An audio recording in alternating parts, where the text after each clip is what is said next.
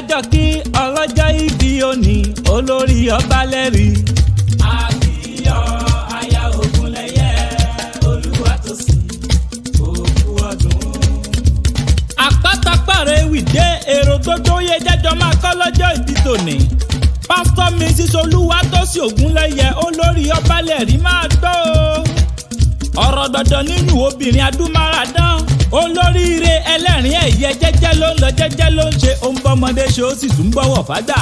bàbá mi kọ́ o jájà Ọbalẹ́rì tó ń bẹ lálàáfíà ara ìránṣẹ́ Ọlọ́run alààyè ọba sábì náà ọba làbí òrùn ọba tayanyan tayiyin títàn mọ́lẹ̀ gbogbo ọjọ́ Elédùmarè ọba ńlá tó dá ọ sí.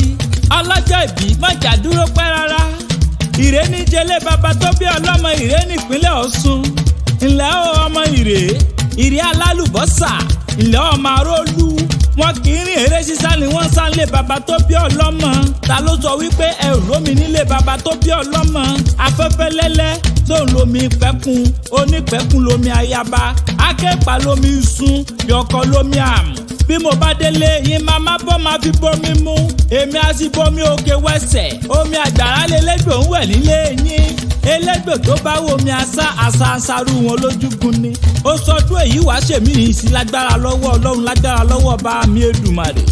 ọdọọdún làárá ùsà ọdọọdún làárá ọmọbì lórí àtẹ ọdọọdún làwọn ọmọ rí ọ tó máa yan pàǹdà níwájú àbínú ẹni. òní rí kó ọmọ òní rí kó ọkọ ìwọ fúnra lára rẹ gan òní bá ìsàn ló gbà. Happy birthday to you, oh, and we all wish you long life and prosperity.